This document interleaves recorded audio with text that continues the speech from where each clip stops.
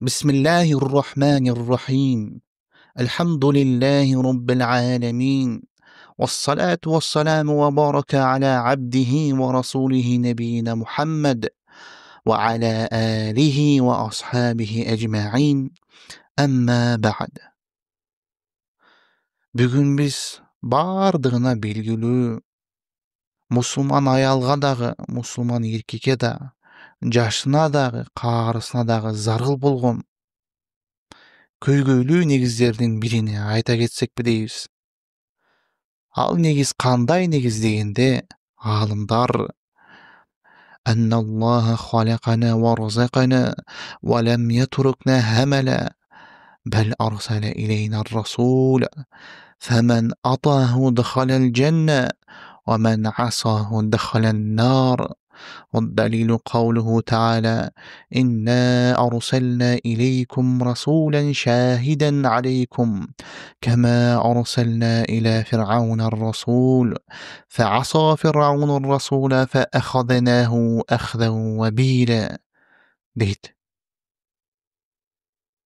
Бұл негиз Аллах Субхана Тағала бизди жаратып, жана рызкы берип, жана ошол жаратып рызкы берген соң жөн эле калтырган жок дейт. Бәле арсале илейна расул.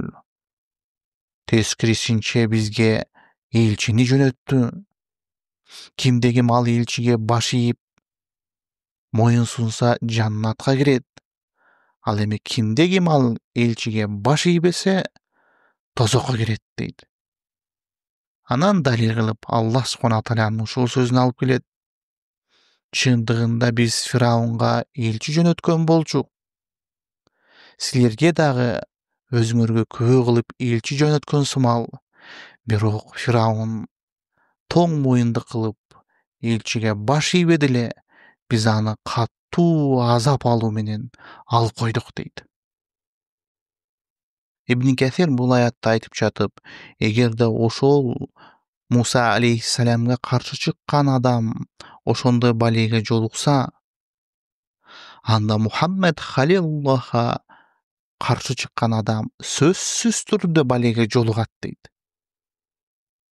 Ошол Муса алейхиссаламга каршы чыккан Фираунду Аллах Субхана Тағала кантип алды?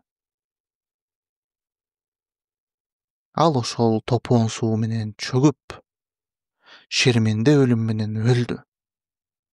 Жана кабыр барзак жашоосунда Аллах Субхана Тағала Гофур сүрөсүндө айткандай: "Аннару ю'радуна гадуа ва ашия ва яума тaqуму саа адхилу ала фирауна ашаддил азаб" дейт.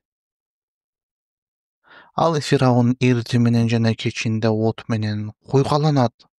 Ал эми кыямат күнү келгенде аны жана анын үблөсүнү биз андан дагы оор каттуу азапка киргизебиз дейт. Ал азап тозоктун азаптары болот. Аллах Субхана Тағала башка аятында айткандай: "Инна батша роббике лашадид" дейт. Чындыгында сенин Роббуңдун кармоосу каттуу болот дейт. Эгерде Аллах Субхана Тағала бир пендесини кыйнайм, азаптайм, каттуу алуу менен алам десе, ал Аллах Субхана Тағаланын алуусунан качып кутула албайт. Жана бул негиздин башында айтып кеткендей, Аллах Субхана Тағала гана бизди жараткан. Аллах Субхана Тағала Зумар сүрөсүнүн 62-аятында Аллаху халику куллу шей дейт. Аллах Субхана Тағала гана бардык нерсенин жаратуучусу дейт. Дагы Соффа сүрөсүнүн 96-аятында Валлаху халакакум ва ма та'малун дейт. Аллах Субхана Тағала силерди жаратты, жана силердин амалыңарды да жаратты дейт. Дагы Аллах Субхана Тағала Тур сүрөсүнүн 35-аятында Ам хулику мин гайри шейин ам хум халикун дейт. Алар эмне эч бир нерсесиз эле өзүнчө жаралып алыштыбы дейт. Ам хум халикун, же алар эмне өздөрү жаратуучубу дейт. Albatta, biz yaratuvchi emasmiz. Biz жаралуучубуз. Биздин жараткан Аллах Субхана Тааля гана. Ал бардык нерсени жараткан жана жөн эле жаратпастан рызкы берген. Аллах Субхана Тааля Худ сүрөсүнүн 6-аятында ушундай дейт: وما من دابة في الأرض إلا على الله رزقها ويعلم مستقرها ومستودعها كل في كتاب مبين дейт. Жер бетиндеги кыбыраган жандыктын баарына Аллах Субхана Тааля гана рызкы берип турат. Аллах Субхана Таалядан башка аларга эч ким рызкы бербейт дейт. Аллах Субхана Тааля алардын жатар жерини дагы, барар жерин дагы билет. Бардыгы ачык айкын болгон китепте жазылган дейт. Ал ачык айкын болгон китепти Лаухил Махфуз дейт. Ошол жакта бардык эмне болору жазылган. Кимдер жаратылып, кимдер жараларын, эмнелер күтүлөрүнү, келечектин баары ошол Лаухул Махфузда жазылып, калем көтөрүлүп, барактар кургаган. Мынакей бул аяттардан билебиз, Аллах Субхана Тааля кыбыраган жер жүзүндөгү бардык жандыкты жараткан соң, аларга рызкысын дагы берип турарыны.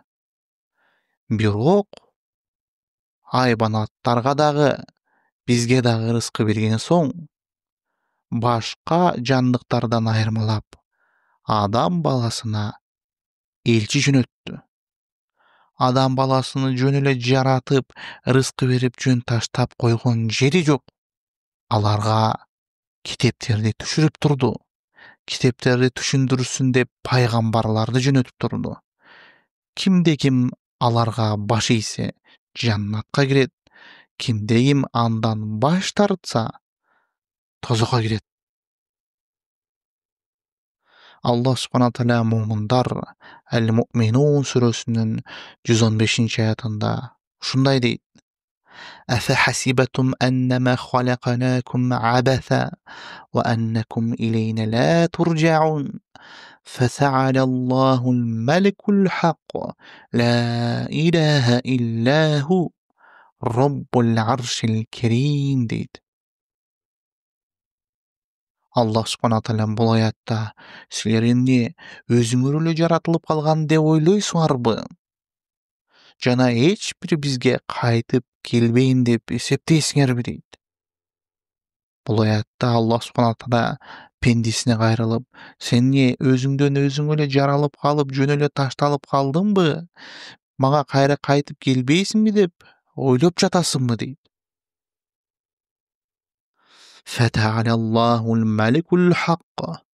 Аллах Субхана Тааля мындай кылуудан бийик. Ал Ал-Маликул Хаққ. Акыйкат, чындык болгон чыныгы падыша. Роббул Аршил Керим. Улуу арштын Роббусу дейт.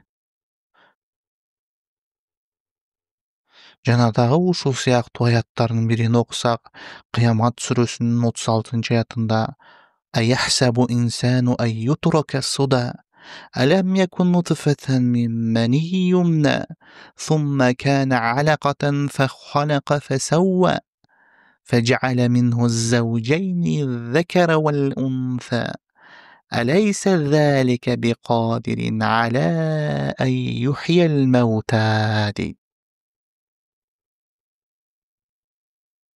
Ошол инсан жөндөн жөн эле максатсыз ташталып калдым деп ойлойбу дейт. Ал өзү атырылып чыккан бир суюктуктун тамчысы эле го дейт. Андан соң ал бир коюлган кан болду.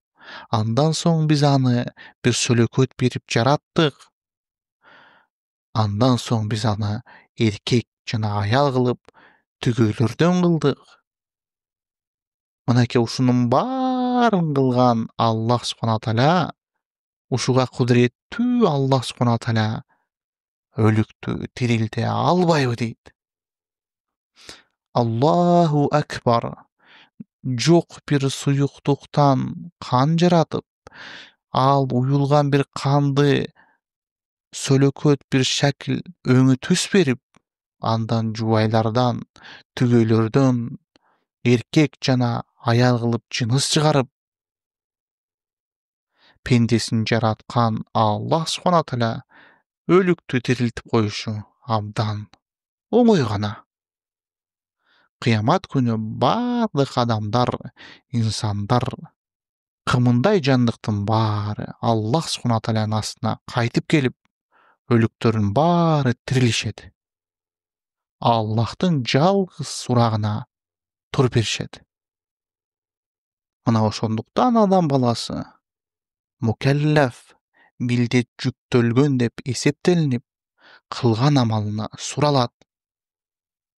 Айбанаттардан айырмаланып, адам баласына Аллах акыл эс берип, пайгамбарларды жөнөтүп, хидая, иршад болгон китептерин түшүрүп турган. Аллах Субхана Тааля аларга элчи жөнөтүп атканда, силер өзүңөрдөн эле бир токуп алып, өзүңөрдү бир пайгамбар кылып шайлап алгыла деген жок. Каалагандай жаннатка кирип, каалагандай тозоктон кутулуп алгыла деген жок. Аллах Субхана Тааля өзү истофа кылып, тандап алып, мустафаларды, тандалгандарды жөнөтүп турду. Аллах Субхана Тааля Фатыр сүрөсүнүн 24-аятында "Ва инна мин умматин илля хала фиха назир" дейт. Биз ар бир үммөткө назир, эскертүүчүлөрдү жөнөтүп турдук дейт. Ал эми ошол элчилерди эмне деп жөнөттү дегенде, Нахл сүрөсүнүн 36-аятында Аллах Субхана Тааля ушундай дейт: وَلَقَدْ بَعَثْنَا فِي كُلِّ أُمَّةٍ رَسُولًا أَنِ اعْبُدُوا اللَّهَ وَاجْتَنِبُوا الطَّاغُوتَ дейт. Биз ар бир үммөткө Аллахтын жалгыз гана өзүнө сыйынгыла жана ширктен оолак болгула деген элчилерди жөнөтүп турганбыз дейт. Ал элчилер бизге келип, күнөө, тогут, ширк сыяктуу нерселерден оолак болуп, алардан эскертип, сооптук, сүйүнчүлөгөн жакшы кабарлардан айтып турган. Мынакей ошентип ошол элчилер ар коомчулуктарга жиберилип жатып, акыр замандын элчиси болгон, элчилердин мөөрү болгон мусулмандардын пайгамбары Мухаммад Мустафа саллаллаху алейхи ва алейхи ва саллям элчи болуп бизге жиберилген. Бул пайгамбар ошол пайгамбарлардын акыркысы болуп, Аллах Субхана Тааlanын сүйүктүү халили болуп, жиндердин да адамдардын да имамы болду. Ал келип элге Кур'анды, Аллахтан келген аяттарды окуп, өзүнүн сүннөтүнү, даанышмандуулугуну үйрөтүп жатты. Ал бейишке кире турган бардык нерселерди айтып кетип, тозоктон оолак болчу бардык себептерди көрсөттү. Эгерде адам баласы кайсыл бир коомчулук караңгыда болсо, адашуудан чыкпай жатса, ушул адамдын сүннөтүнө ээрчисе, ал сөзсүз түрдө нурга бөлөнүп, маселесин чечип, өнүгүү жолуна түшөт. Аллах Субхана Тааля Жумаа сүрөсүнүн 2-аятында ушундай дейт: "Хуаллази ба'аса фил уммиина расулан минхум ятлу алейхим аятихи ва юзаккихим ва юаллимухумул китаба вал хикма ва инна кану мин qaблу лафи далалин мубин" дейт.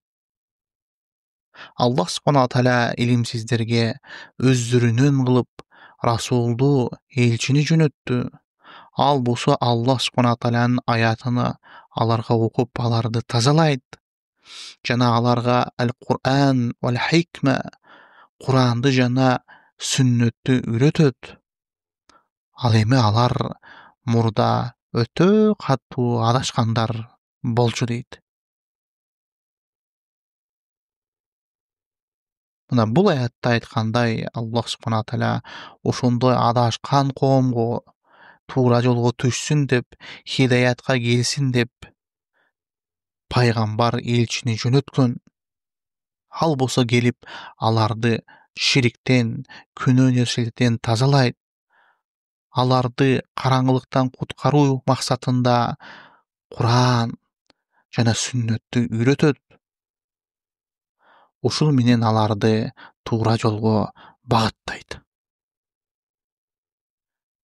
Аллах субхана тааля Нахл сүрөсүнүн 44-аятында айткандай: "Ва анзална илейка зикра литубаййина линаси ма нузила илейхим" дейт. Биз сага зикирди түшүрдүк. Ошол адамдарга түшүрүлгөн нерсени сен баяндашың үчүн дейт. Пайгамбарыбыз саллаллаху алейхи ва саллям ошол Аллах түшүргөн зикирди кабылдап, өзүнүн коомчулугуна жеткизип, Куранды сахабаларга түшүндүрүп, тафсирлеп, баяндап турду. Дагы Аллах субхана тааля Ниса сүрөсүнүн 26, 27, 28 аяттарында ушундай дейт: "Юридуллаху лiyubayyina lakum ва yahdiyakum sunana min qablikum ва yatuba алейкум, валлаху алимун хаким". والله يريد أن يتوب عليكم ويريد الذين يتبعون الشهوات أن تميلوا ميلا عظيما يريد الله أن يخوف عليكم وخلق الإنسان ضعيفا deydi.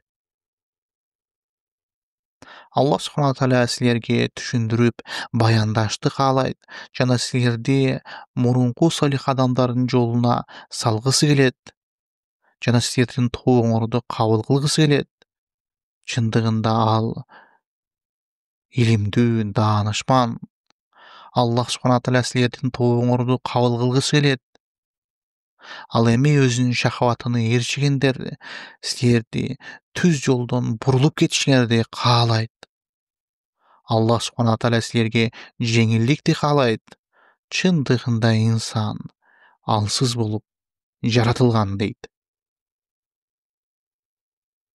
Мына бул аятта Аллах субхана тааля инсанды жаратып, рызкы берип, жөн эле калтырбастан ага хидаятты, түз туура жолду түшүндүрүп, баяндап беришини кааларын айтат.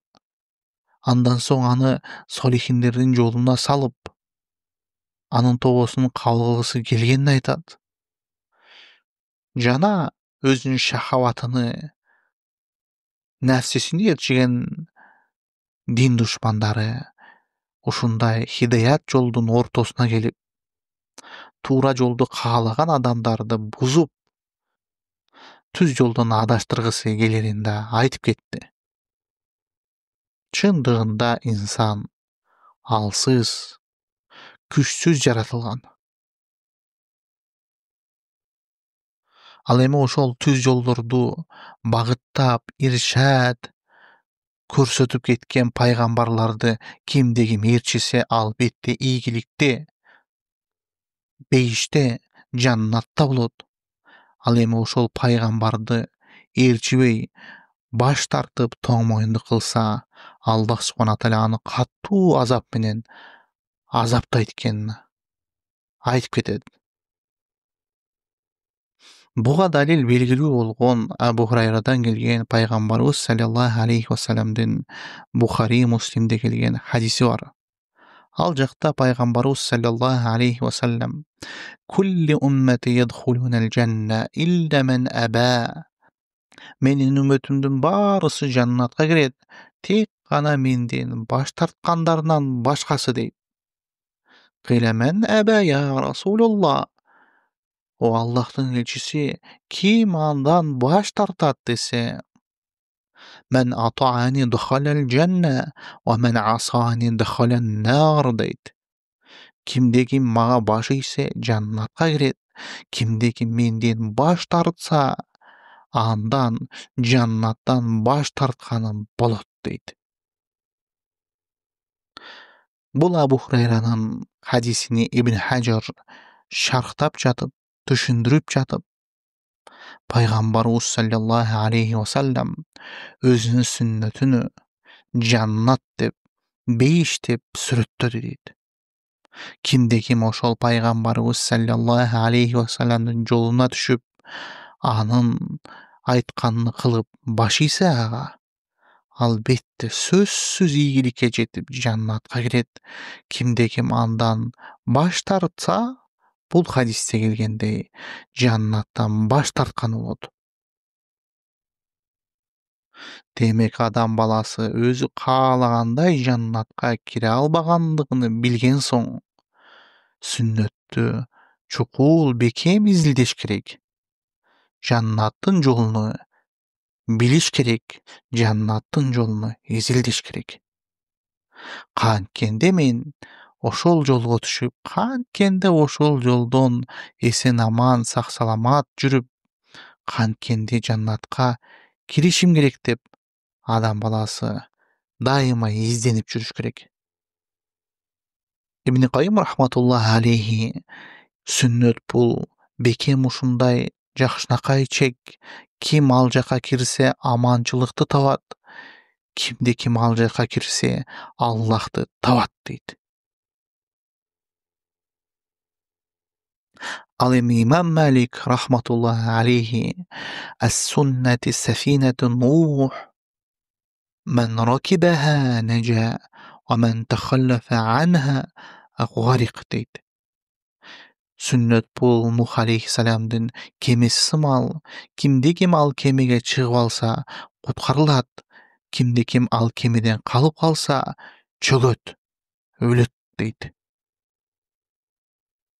Тилекке каршы азыркы мусулмандар Мухаммадар Расулулла, Мухаммад Аллахтын элчиси деп, бирок ушунча атар, хадис, аяттарды түшүнбөй, өз пайгамбарын тааныбай калды. Пайгамбарды тааныш бери калып, Кур'ания деген секта тайпа чыгып, ал сүннөттү терске чапты.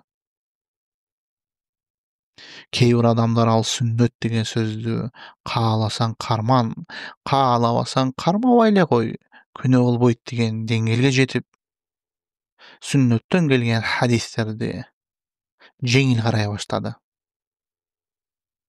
Ал эми сахабалардын доорунда сүннөт деп бүткүл дин өкүмдөрүнү түшүнүшкөн. Ал фард, же мубах, же мустахаб, же дагы бир фикхи өкүмдөр болобу. Пайгамбарыбыз саллаллаху алейхи ва саллям Али-Рибаттан келген хадисте алейкум бис суннати ва суннатал хулафа'r рашидин ал-махдиин адуан алейха бин наважид дейт.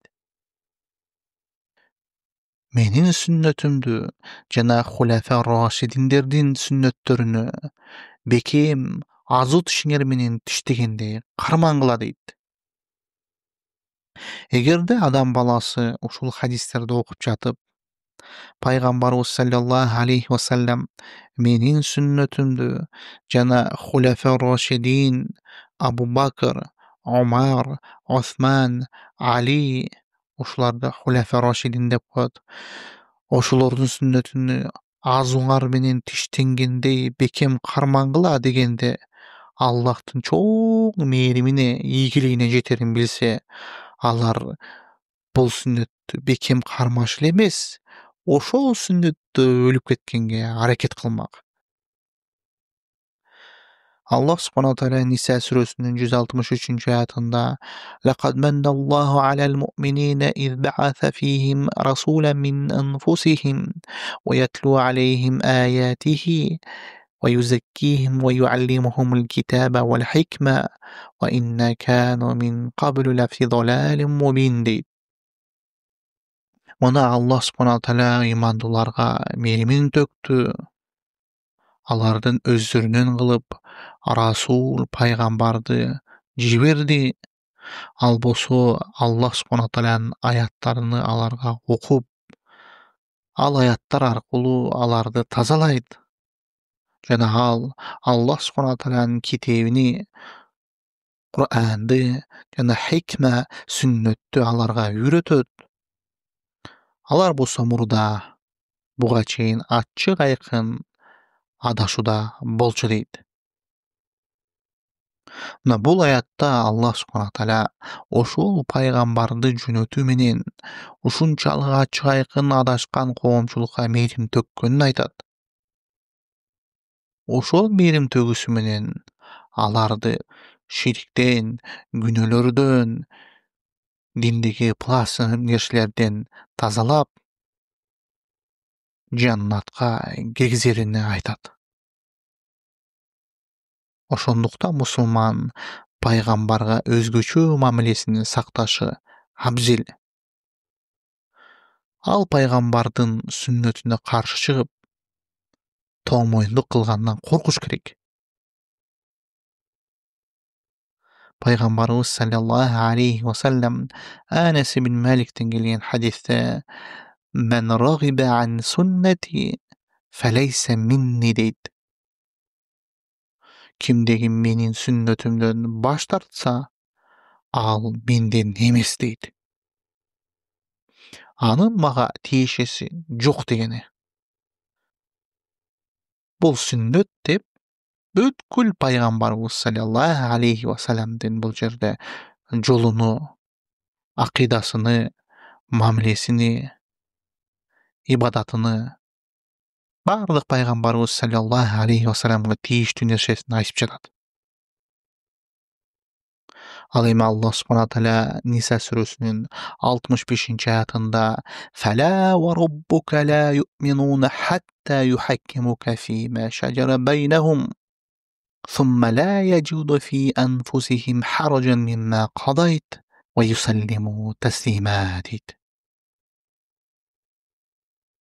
Аллах Субхана Таала бул аятта ант берип касам ичип, "Фала ва раббука" сенин Роббуңа ант, жок, алар ыймандуу боло албайт дейт.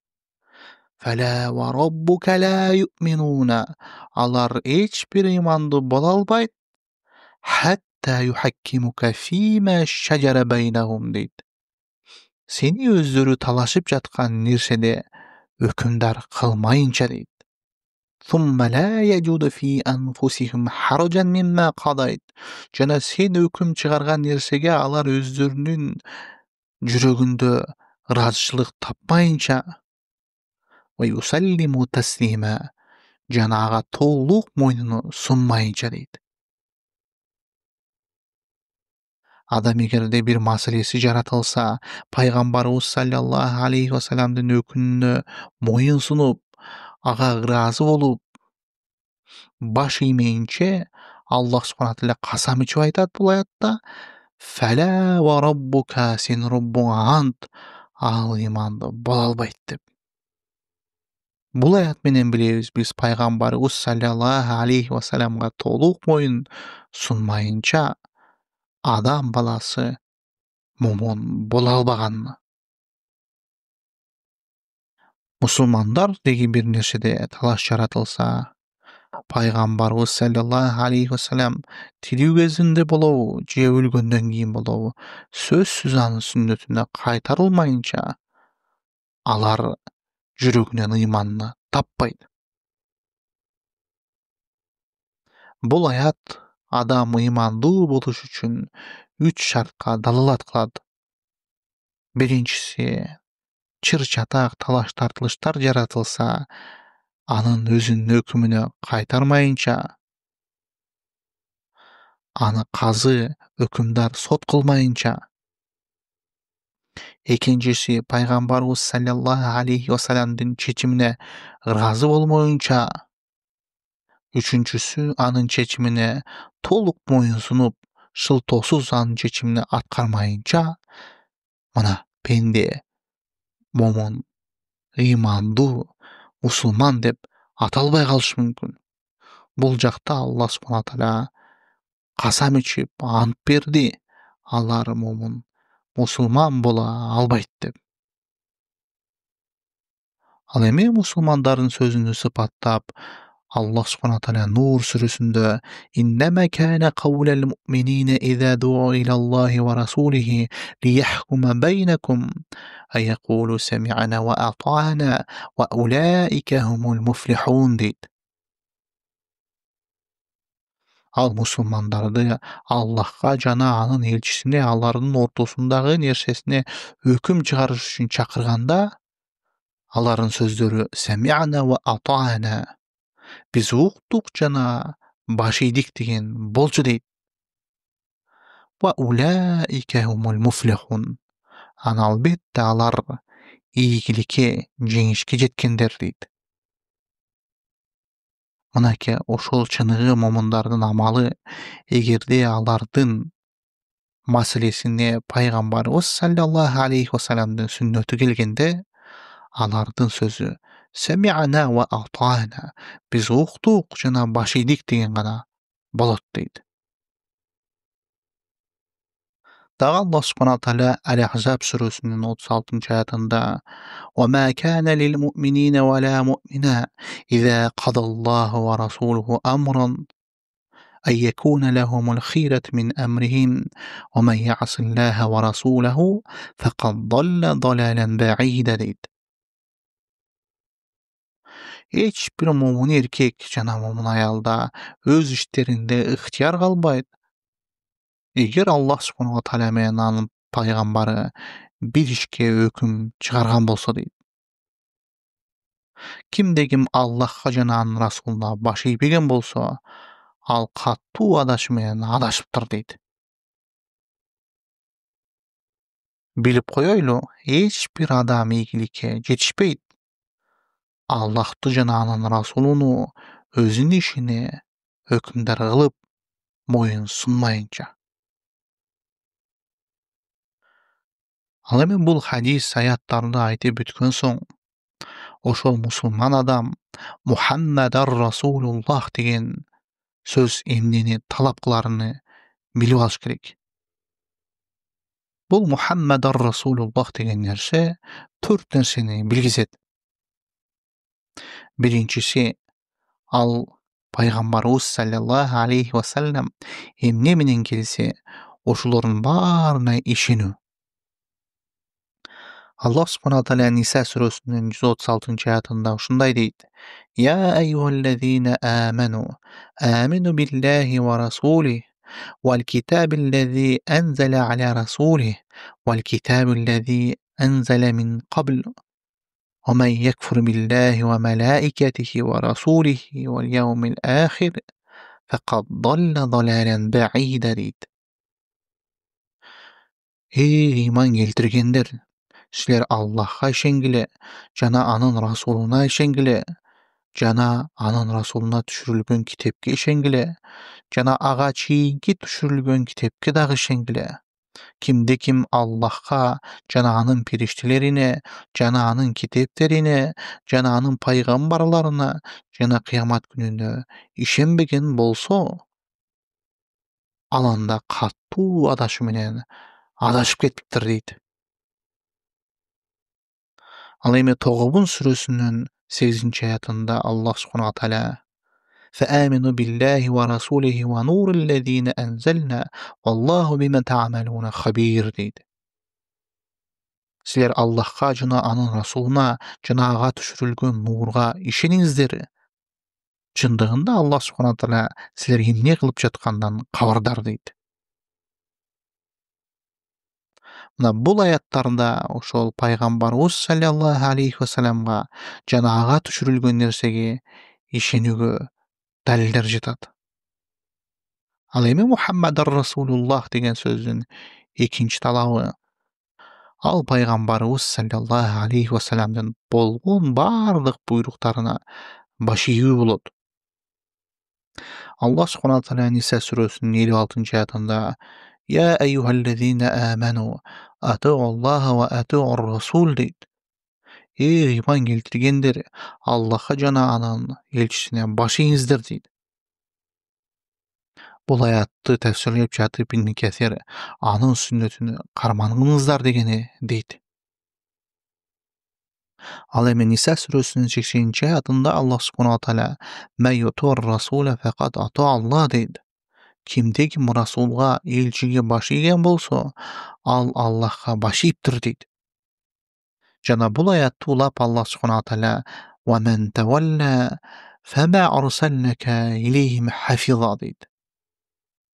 Ким сенден баш тартса, биз алардын жумуштарына сени сактоочу кылып жөнөткөн жокпуз дейт. Башкача айтканда, алардын амалына сени жооп берүүчү кылып жөнөткөн жокпуз дегени. Ал эми Маида сүрөсүнүн 92-аятында Аллах субхана ва тааля «Ату Аллаха ва ату расул, фа ин таваллайтум фа'ламу аннама аля расулинал балагул мубин» дейт. Аллах субхана ва тааля бул аятта силер Аллахка баш ийиңиздер, жана анын расулуна баш ийиңиздер, жана абайлаңыздар. Эгерде силер баш тартсаңар, билиңиздер, биздин расул элчибиз тек гана ачык айкын жеткизүүчү дейт. Жана Ниса сүрөсүнүн 34-аятында дагы Аллах субхана ва тааля «Ва ма арсална мин расулин илля лиюта биизнилла» дейт. Чындыгында биз ар бир расулга ага баш ийиш үчүн Аллахтын уруксаты менен жөнөттүк дейт. Жана Нур сүрөсүнүн 54-аятында окусак «Ату Аллаха ва ату расул» силер Аллахка жана анын элчисине баш ийиңиздер дейт. «Фа ин таваллу фа иннама алейхи ма хумила ва алейкум ма хумилатум» дейт. Эгерде силер баш тарткан болсоңор, чындыгында ал өзүнүн мойнундагысына силер өзүңөрдүн мойнундагыга сураласыңар дейт. Биз Аллахка жана анын расулуна баш ийүү аяттарын алып келүүдө ушул гана аяттар менен чектелсек, себеби ал аяттар абдан көп. Ибн Батта дагы өзүнүн Алибана китебинде Ахмад ибн Хамбалдын ушундай сөзүн алып келет. Мен мускафты тыгыз карап чыгып, пайгамбарыбыз саллаллаху алейхи вассаламга баш ийүү жөнүндө 33төн көп аятты көрдүм дейт. Ал эми Шейхул Ислам болгон Абу Бакр ал-Ажури имам ушундай дейт. Мен пайгамбарыбыз саллаллаху алейхи вассаламга баш ийип, жана анын буйругуну алдыга коюш аяттарды карап чыгып, Курандын 40 жеринен көрдүм дейт. Эми Мухаммаdur Расулуллах деген сөздүн 3-чү талап кылчу нерсеси эмне дегенде, ал пайгамбарыбыз саллаллаху алейхи вассалам кайтарып турган нерседен кайтарылуу. Аллах субхана ва тааля Хашр сүрөсүнүн 6-аятында «Ва ма атакум расулу фахузуху ва ма нахакум анху фантаху ваттакуллаха инналлаха шадидул айкаб» дейт. Силерге элчи алып келген нерсени кармангыла дагы, ал тыйган нерседен улак болгула дейт. Жана Аллахтан коркула, чындыгында Аллахтын азабы каттуу дейт. Буга шайкеш кылып пайгамбарыбыз саллаллаху алейхи вассалам Абу Хурайранын хадисинде «Ва ма нахайтукум анху фажтанибу ва ма амартукум бихи фаф'алу минху мастатa'tum ва иннамаллазина ахлака мин qablikum касрату масаилихим ва ихтилафихим аля анбияихим» дейт. Эгер мен силерди бир нерседен тыйсам, андан болушунча улак болуңуздар, жана бир нерсеге буйрусам, силердин мүмкүнчүлүгүңөр жетишинче аны кылыңыздар дейт. Жана силерге чейинки коомчулукту жок кылган амалдардын бири бул пайгамбарларына көп суроолорду берип, жана аларга карама каршы чыккандар болду дейт. Себеби Аллах субхана ва тааlanын элчисине баш ийүү бул Аллахтын өзүнө баш ийүү болсо, ал эми Аллах субхана ва тааlanын элчисинен жүз буруу бул Аллах субхана ва тааlanын өзүнөн жүз буруу болот. Демек, Аллахтын расулуну четке кагуу бул Аллахтын өзүнө четке кагуу менен барабар болот. Биз билишибиз керек, пайгамбарыбыз саллаллаху алейхи вассалам Аллах менен жана анын пенделеринин ортосунда элчи болуп турганда, эч бир нерсени өзүнүн оозунан сүйлөгөн эмес. Бир нерсени тыйса, Аллахтын вахий менен тыйып, бир нерсени буйруса, Аллах Субхана Тааlanын айтуусу менен буйруп турган. Аллах Субхана Таала Najm сүрөсүнүн 3-аятында: "Ва ма янтиqu анил хава ин хува илля вахий юха" дейт. Ал өзүнүн хавасы, каалоосу менен сүйлөй бербейт. Бул тек гана ага түшүрүлгөн вахий, аян дейт. Пайгамбарыбыз саллаллаху алейхи вассалам сүйлөсө акыйкатты сүйлөгөн. Ал эч качан өзүнүн аты менен эмес, Аллах Субхана Таала уруксат бермейинче сүйлөбөгөн. Өзүнүн сөзүнө аяттарга каршы койгон эмес. Эгерде пайгамбарыбыз саллаллаху алейхи вассалам бир нерсени тыйганда, өз чөнтөгүнөн, өз оюнан, өз хавасынан сүйлөсө, анда Аллах Субхана Таала Аль-Хакка сүрөсүндө айткандай, анын жүрөк тамырын кесип салып, каттуу азапка салмак. Аллах Субхана Таала Аль-Хакка сүрөсүнүн 44-аятында ушундай дейт: "Валау тaqawwala алейна ба'дал акавил لأخذنا منه باليمين ثم لقطعنا منه الوتين فما منكم من أحد عنه حاجزين" дейт. Эгерде ал ошол Курандагы сөздөрдү өзү токуп чыгып бизге оодарган болсо, биз анын оң жагынан кармап туруп, жүрөгүнөн чыккан тамырыны кесип салмакпыз, союп салмакпыз дейт. Фама минкум мин ахадин анху хаджизин дейт. Андан силердин эч бириңер куткара алмак эмес бизден дейт. Мынакей бул аятта эгерде пайгамбарыбыз саллаллаху алейхи вассалам өзүнүн сөзүнү Куран кылып, өзүнүн хавасынан сүйлөй турган болгон болсо, Аллах Субхана Таала айтып атат: анын жүрөктөгү тамырыны биз союп салмакпыз. Жана силердин эч кимиңер бизден аны куткара алмак эмес дейт. Демек пайгамбарыбыз саллаллаху алейхи вассалам бир нерсени тыйганда, Аллах Субхана Таала тыйган нерсесин гана көрсөтүп кеткен. Бир нерсеге буйруганда, Аллах Субхана Таала буйруган нерсени гана көрсөтүп кеткенин билишибиз керек. Ал эми Мухаммаdur Расулуллах деген сөздүн акыркы 4-талабы пайгамбарыбыз саллаллаху алейхи вассалам көрсөтүп кеткендей Аллах Субхана Таалага ибадат кылуу. Пайгамбарыбыз саллаллаху алейхи вассалам эмне кылса ошону кылуу, эмнени таштаса ошону таштоо, эмнени кылбай койсо ошону кылбай коюу, бул Мухаммаdur Расулуллах деген сөзгө, калимага дал келүү. Аллах Субхана Таала Куранда "Лакад кана фи Расулиллахи усватун хасана" дегендей. Чындыгында Аллахтын элчисинде эң мыкты үлгү болду дегендей. Пайгамбарыбыз саллаллаху алейхи вассаламды чоң үлгү кылып адамиятка жөнөткөн. Жана пайгамбарыбыз саллаллаху алейхи вассаламды халилуллах кылып Аллах өзүнө дос кылган. Анна малыны кеаннахул Кур'ан ямши алал ард. Ал жер жүзүндөгү басып жүргөн Куран болчу деп сахабалар сүрөттөп кеткен.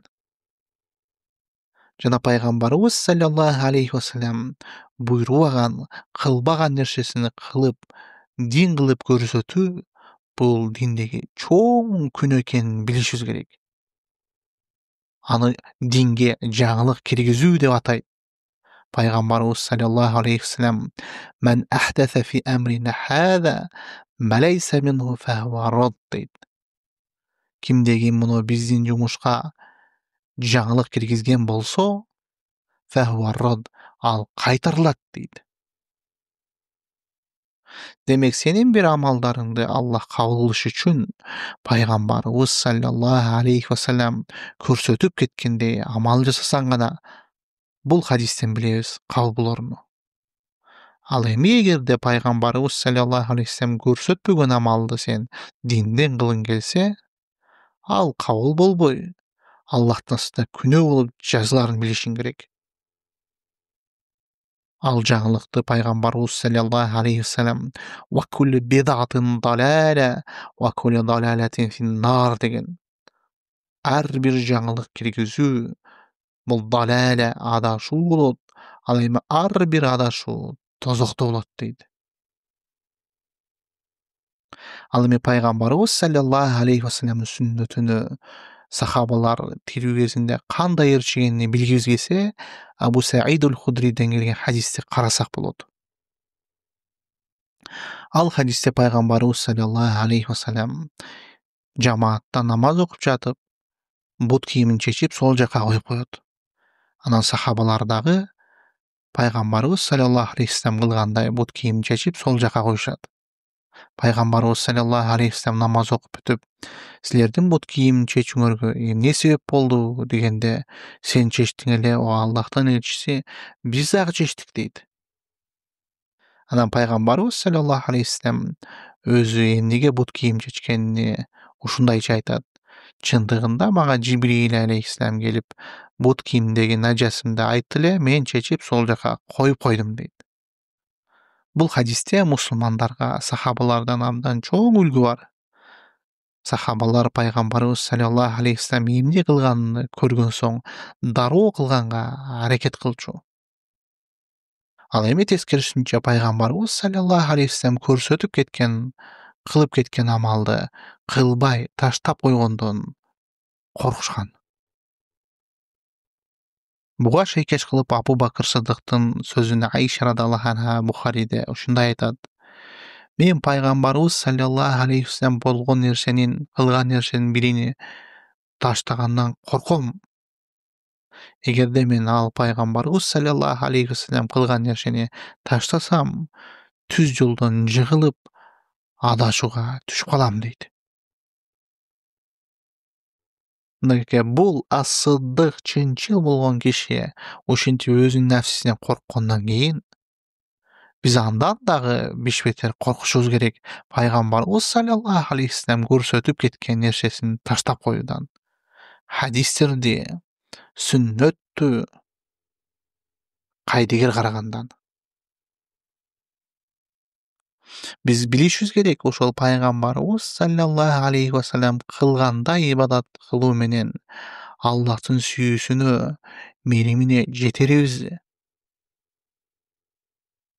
Аллах субхана тааля «Кул ин кунтум тухиббуналлаха фаттаби'уни ва юхбибукумуллах ва ягфир лакум зунубакум валлаху гафурур рахим» дейт.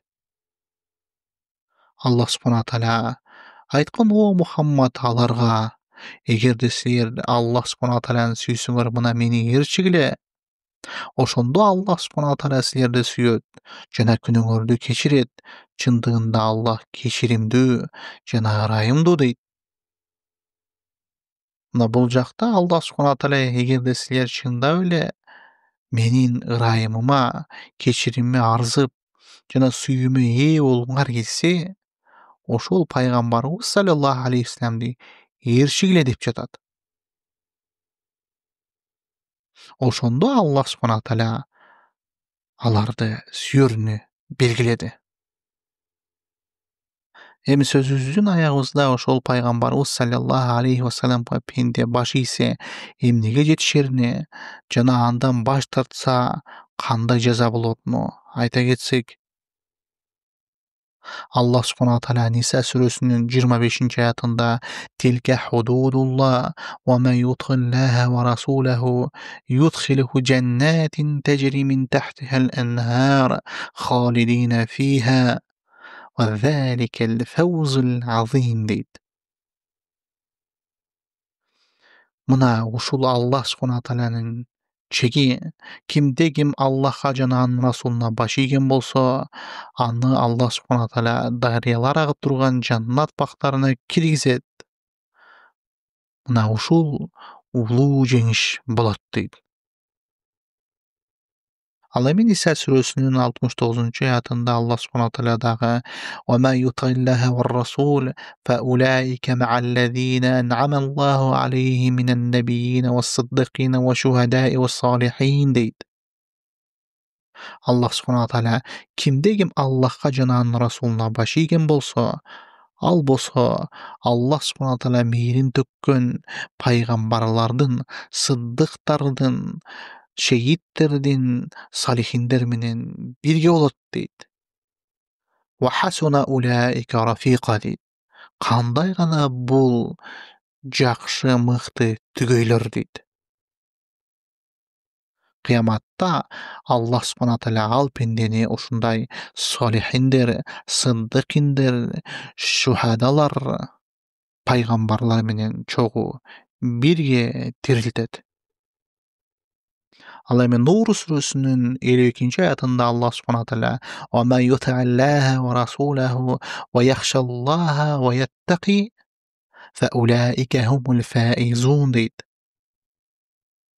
Аллах субхана тааля бул аятта Аллахка жана анын расулуна баш ийгендер, андан коркуп, ага таквачылык кылгандар, мына ошолор ийгиликке жетишет дейт. Ал эми пайгамбарыбыз саллаллаху алейхи вассаламга баш ийбегендин акыбети кандай болорун айтсак, Аллах субхана тааля Али Имран сүрөсүнүн 32-аятында ушундай дейт: "Кул ати'уллаха вар расула фа ин таваллу фа инналлаха ла юхиббул кафирин" дейт. Аллах субхана тааля бул аятта: "Айткын о Мухаммад, Аллахка жана анын расулуна баш ийиңиздер" деп дейт. Эгерде алар жүз бурушса, анда Аллах субхана тааля капырларды жакшы көрбөйт, сүйбөйт дейт. Бул жакта ошол Аллахка жана анын расулунан жүз буруп кеткендерди Аллах субхана тааля капыр деп атап, жана андай капыр наадан калкты сүйбөгөнүнү, жакшы көрбөгөнүнү айтып кетет. Ал эми Ниса сүрөсүнүн 43-аятында Аллах субхана тааля: "Яумаизи явадду аллазина кафару ва асау ар-расул лау тусавва бихумул ард ва ла яктумуна Аллаха хадиса" дейт. Ошол капырлар ишенбеген күн аларга жетип келгенде, пайгамбарга ишенбегендер, алар ошол жер алам тептегиз алар менен бирге жексен болуп кеткенин каалашат. Жана алар ал күнү Аллахтан эч бир сөздү жашыра албайт дейт. Бул аятта Аллах субхана тааля ушул капырлар, пайгамбарга баш ийбегендер өлүк болуп кийин тирилген соң жер менен жексен болуп тептегиз жок болуп кетишини каалаарын айтат. Жана алар эч бир сөзүн Аллахтан жашыра албайт. Бүткүл айткан сөздөрү жана амалдары Аллахтын астына коюлуп, аттин кылышат. Дагы ал капырлардын сөздөрүн баяндап Аллах субхана тааля Ал-Ахзаб сүрөсүнүн 36-аятында: "Яума туқаллабу вужухахум фин-нар, якулуна я лейтана ата'ана Аллаха ва ата'ана ар-расул" дейт. Ошол күнү алардын жүздөрү тозок отуна бурулганда, алар айтышат дейт: "Я лейтана аттин ата'ана Аллаха ва ата'ана ар-расул". Эгерде биз Аллахка жана анын расулуна баш ийгенде демек деп кайгырышат дейт. Мынакей бул аятта ошол капырлар кыйналып, чоң азапты көрө баштаганда, эмнеге биз Аллахка жана анын расулуна баш ийбедик деп аттин кылгандарыны баяндайт. Жана дагы Аллах субхана тааля Ниса сүрөсүнүн 115-аятында: "Фальяхзариллазина юхалифуна ан амрихи ан тусибахум фитнатун ау юсибухум азабун алим" дейт. Аллахтын элчисинин буйругуна каршы чыккандар абайлашсын, аларга фитна жана жан чыдагыс азап келеринен сактанышсын дейт. Мына бул аятта ошол пайгамбарыбыз саллаллаху алейхи вассаламдын буйругуна каршы чыгып, андан жүз бургандарга ушундай коркунуч бар, аларга фитна, ширк жана жан чыдагыс азап жетип келүүсүнө. Имам Ахмад рахматуллахи алейхи бул аятты тафсирлеп жатып, ошол фитна, ширк анын жүрөгүнө жетип келип, ал жок болуп кетет дейт.